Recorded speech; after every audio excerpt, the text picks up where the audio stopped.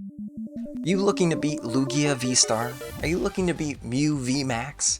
All the Lost Zone decks out there? This deck is what you want. It's what you need. It's what you deserve, right? Let's take a look at what Arc Dura, with an extra special tech that, I've tested out, has to offer for you. We're going to check out this deck profile today and see if it has the meat for you to play on the PTCGO ladder or PTCGL ladder at your locals, anything like that. Before we talk about the deck in depth here, make sure to check out all of our sponsors down below in the video. Leave a like if you like the video, comment down below on any thoughts that you had during the video as well, and make sure you hit the subscribe so you can get notified anytime a new Shuffle Squad video is produced.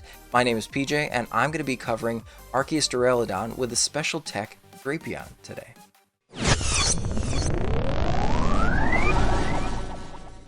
Alright, once thought of as a meme, Arceus Duraludon is here, and it is looking crazy right now, I know. Let's take a look at Arceus first, Arceus being the main attacker, main engine of the deck. We're going to dive deeper into the Arceus. We know that Starbirth is a great ability on here, the V-Star ability, able to search for any 2 cards in your deck. It is absolutely amazing. We're going to take a look at Duraludon. Everybody knows both of these Pokemon by now. It's been played in the meta as a anti-meta deck, or a rogue deck, if you will. Duraludon just using the Skyscraper ability, blocking off those Pokemon that use special energy, hitting through those Pokemon that wall you off. Just a fantastic Pokemon. So we know the big tower goes well with the God Pokemon, but if you're looking at this list, you're like, PJ, what am I looking at?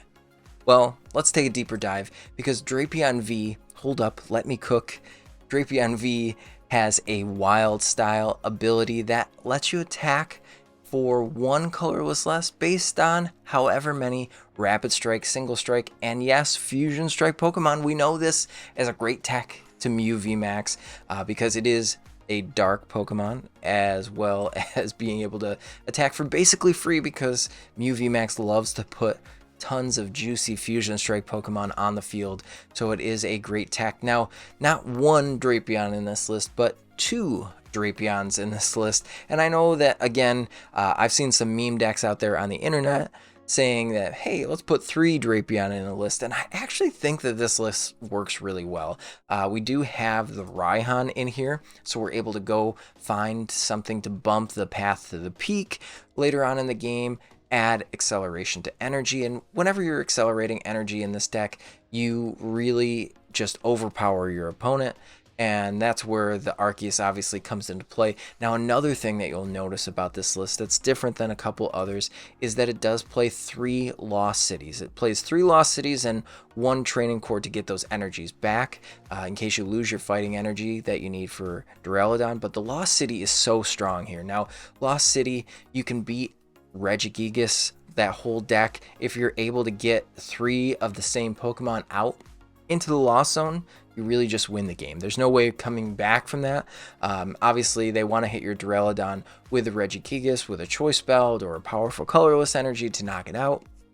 You just don't evolve. And I know that I am playing the wrong Duraludon, but I've been in the mindset of just trying to play for post-rotation. A lot of our late night event players have been playing this Duraludon to the Single Strike, which is not as good as the other one from Champion's Path, but you know what, we play with it anyway. And again, in combination, just putting decks like that out. I know Lugia doesn't care about putting Pokemon into the Lost Zone because you never recover Pokemon there, but even for Mew, if you're putting some of the Mew VMAXs into the Lost Zone, or maybe hitting Melodious Echo something or other, you're hitting into those decks and you're getting rid of those attacks that they can never get back and never recover with something like Silene. It really just puts them to a halt in those type of decks, and that's where I really think that in combination with the techs that we've put here against the meta, all the big meta decks, it's really great. Obviously, Lost Zone's really good into decks now that Dragonite's there, but once you Lost Zone that Dragonite, they're probably not coming back for the rest of the match. If you Lost Zone some Sableye early on, it really just trounces over your opponent. So a Duraludon's a big boy. So hitting through a Duraludon, you need a lot of damage on it, and it's really hard for Lost Zone boxes to scale up to that damage. So that's something you want to concentrate. The Drapion, not so great in those style of matchups. If you're playing against Control and they so happen to play a Mewtwo V Union, you probably never run into those on the ladder yet. But if you do have the Dark Attacker here, which is really nice. And then you can see Dynamic Tail is for colorless energy, so there is a point where you just load that up even if Path to the Peak is in play with your Arceus, and you just go to town because there's nothing stopping you at that point. But because there is the 4 count, the heavy count of Stadium, that's really good. Again, with the Lost Zone box, having the Big Parasol is also really good in here. And I know a lot of Arcturas are playing the Parasol, but we do have 3 in this list. So not just the 2, but we're really teching hard for those main matchups that you're going to see, especially in the competitive aspect. So that's where we have the list pretty solid. I did go up higher in the Marnie count. Even though we're playing the 4 Colress Experiment, we're playing the 4 Marnie count to do a little bit of disruption, and I really think that that sets this deck and this build apart from a lot of others. I did go down to 3 of the Pokégears. That way we can actually put some supporters, because that's the worst part of playing an Arctura deck. It loses to itself most of the time. If you're not able to get turn 1 attachment, you're really not doing much. So you really have to dig and draw on this deck to get exactly what you need, and I feel like it does that. We do have the 1 of Mustard. This is the 60th card. It can definitely be cut. We don't know if we actually need it, but it's kind of cute to just put a Duraludon out on the field and you don't end your turn like you would with a Radiant Eternatus, so I like that in there. But that's the deck build. It will be down in the description below, so if you like this and want to try it, then you could just copy paste it. But we're going to get into a game on the ladder just so you can see how consistent it actually is. Alright, so we did start Arceus in this this round here against Mew. Fantastic matchup for us, obviously. Going over the deck profile, this is exactly what we want to see. And it looks like the Mew is fully set up. We're able to get into our second Pokemon so we don't get knocked out this turn, because as we can see, the opponent has a Mew ready to go on their bench with the Choice Belt down. We've got the Drapion. We have both Drapions in the deck right now, so it's so funny. And we Colress into the second Drapion. It's just absolutely insane what this deck can do. This is exactly what you want to see. We don't even really need the Arceus V-Star. Maybe we do. Okay, so we'll put it in the hand. We don't want to be too greedy, right? So we'll do this. Then we can just go ahead and retreat, which is nuts. We put the Drapion out, and we can Dynamic Tail. It's not even going to matter. Let's just put it down for extra insurance in case they do Lost Zone this. And we'll put the 60 damage on the Arceus. That's totally fine. So we go in and we're able to just score a quick 2 prizes and not even have to worry about anything else. It's just so free. It seems that this deck can really do whatever it wants whenever it wants. With Mew being probably the worst matchup for Arctura, putting the Drapions in here had to be the spiciest thing that you could probably do with a list like this. So we see the Mew coming into the active, which is pretty standard. They're going to knock this out. I'm assuming that we're going to see some sort of Lost City. There's a power tablet because they aren't hitting us for the full amount of damage. We are 210. Well, actually, they just wanted to thin the hand. So they are going to hit us for enough damage, which is great. That's exactly what we want them to do. We want them to go for our Drapions, because that really puts them in an awful spot. That puts them in a predicament where now I'm able to start swinging with either my Arceus or my Duraludon. And even Path to the Peak here isn't the worst thing. I mean, we've got a lot of cards in our hand. We can start loading up things. We can even try to swing into one of our 4 Stadium cards. We can play Boss. We really want the Marnie. Looking at our hand, we do have 2 Marnies, so maybe taking that was a little greedy. Putting the second Marnie down at the bottom of the deck. We might need that later on in the game. And we do have the Raihan too, so even if they take the Drapion out, we can go in and get a Stadium as long as we get some sort of energy into the discard pile, which we have a perfect hand for that. Saving the Ultra Ball here, we can get that energy in the discard pile and really not even care what else we do here. We can take hopefully a 3 prize turn next turn. The Serena is going to bring something up. I don't know exactly what it's bringing up here, but what's nice is that there is a potential for us to use Trinity Charge and go in and just charge up a Drapion, and we don't even care about that path to the peak anymore. So we've got another double turbo from our opponent coming down. The Cramomatic gonna flip for something, and this is really where, you know, the Mew is popping off. Mew's doing Mew things, with the exception of getting the Mew VMAX, which they just got there, so that's perfect for them. Good for them. They have Path in play. I'm assuming we'll see a Forest Seal Stone, or maybe a Counter Stadium or something come into play next turn. So they got rid of the one Drapion there, so taking their first 2 prize turn. Now we're going to make it a little bit more difficult for them. So we could put Arc up, could just go here. Now we need to get the Raihan active, and we don't need the second Duraludon. We see that we have an energy already in the discard pile, so that's perfectly fine. We can load up our Arceus. We can go here, and yep, we definitely need the stadium over anything else, but we can still do big things. We can go with that, and now we're able to load up. We can still hit for 200 damage, and we really just need this and a boss for next turn. So we'll get the boss, go for that, and then we can take 3 prizes this turn, and then we'll just boss up a Genesect and win the game here. So as you can see, this deck sets up so well, and you know, we didn't draw optimally, but we just have everything. We're going to put 60 damage on the Duraludon because it doesn't even matter at this point. So we're taking 3 prize cards. Even if they Roxanne us here, we have 3 boss in the whole deck. And we put that Mew VMAX in the loss zone, which is hilarious because even Cylene's not going to save them here. So it's so funny to just troll on Mew players with this deck. The double Drapion is so funny.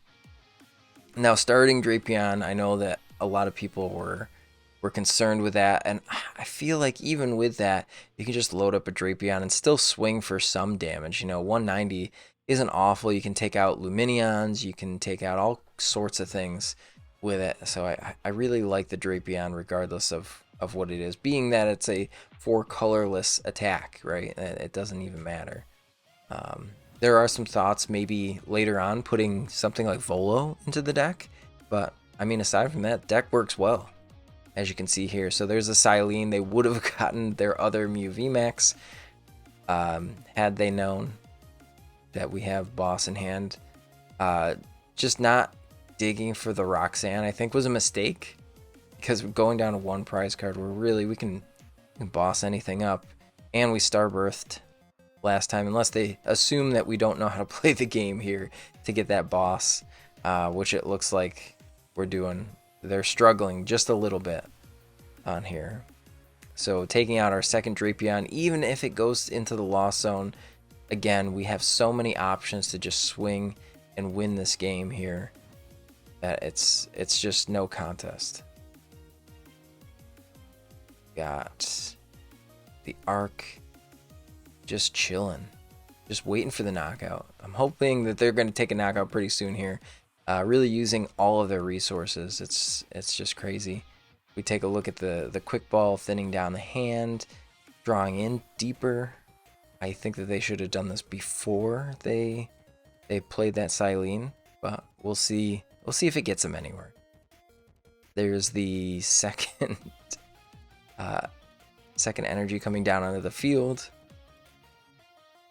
and they're just gonna swing in. So they did play the power tablet, so they do have enough to knock us out this turn, going down to 2 prize cards, and they assume that we just don't have it because we're gonna swing straight into their Mew VMAX here. And if they're able to knock out the Arceus, obviously that's gonna help. The Raihan, I mean, it pulled its weight. I know people were kind of dumping on Raihan a little bit, that Raihan's not good in an Arc Duralist. I really think that it is. I think it's pretty solid. See the Ultra Ball coming out, probably getting their third Mew VMAX in a list like this. There's got to be a third one in there somewhere, right? So maybe they just fail it. Going in, just hoping to draw something next turn. So Technoblast, again, just knocking us out. And we have a loaded up Arceus ready to go. We can pick any one of their bench Pokemon and just win the game here. It's inevitable. And we're going to take care of their Juicy Mew right here on the bench, and that's the game. So we got this. Now, again, this game looked pretty easy, but I've done this countless times on ladder already with this deck. Not only to Mew, but you just trounce so many other decks because it's just so easy to get things set up. So I really like the way that this plays, and we'll talk about it a little bit more. And there you have it. That was the deck. Now, this is a build that, again, I created. So if you did like it, let us know, again, down in the comments, so we know that we created something really great for you to experience in the PTCGO world right now, or in your own local meta. You can also check us out over on our Patreon page, where we post articles with lists like this all the time, not only for myself, but all of the content creators and pro players on the Shuffle Squad. So again, if you enjoyed what you saw here, we hope to hear from you very soon over there, but we're going to leave it over to our sponsors at the end of this video so you can check some of them out with some really great products and some great discount codes for you too. So we'll catch you all here next time on the Shuffle Squad. This is PJ signing out. I'll catch you later. The Shuffle Squad is proudly sponsored by Atlas Collectibles, the best place to buy any trading card game product online. Visit atlastcg.com, and at the checkout screen, make sure to use code TSS12 to save an unbeatable 12% off your entire order. Atlas Collectibles will ship your product anywhere in the world, so make sure you're taking advantage of the 12% savings with TSS12. And if Pokemon is not your thing, don't worry. Go to atlastcg.com and see all the other amazing trading card game products they have there to offer. The Shuffle Squad is partnered with PTCGO Store to provide our community with the best access to Pokemon TCG codes. They have codes available 24/7, instant email delivery, and you can save 5% off by using code TSS5. If you're a YouTube member or Patreon supporter, you'll have access to a special code that gets you 10% off. So what are you waiting for? Use code TSS5 today and save 5% on your next order of codes on any codes available at ptcgostore.com. Are you trying to be the best like no one ever was? Now is your time.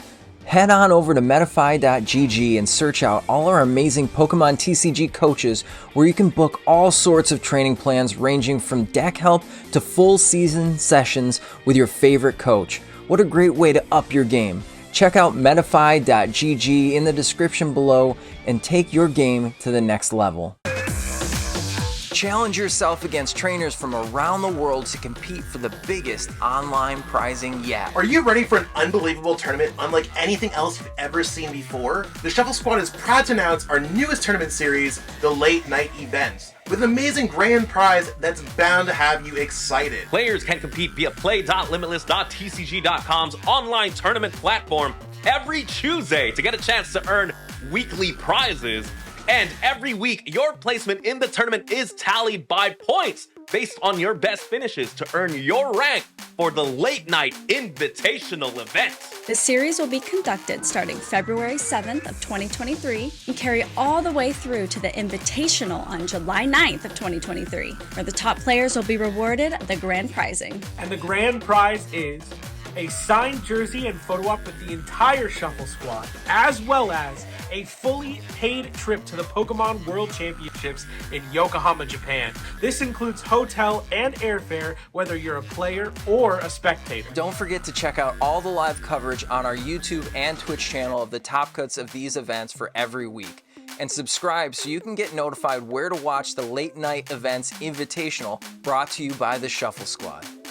Now get out there and start winning. We'll see you in Japan.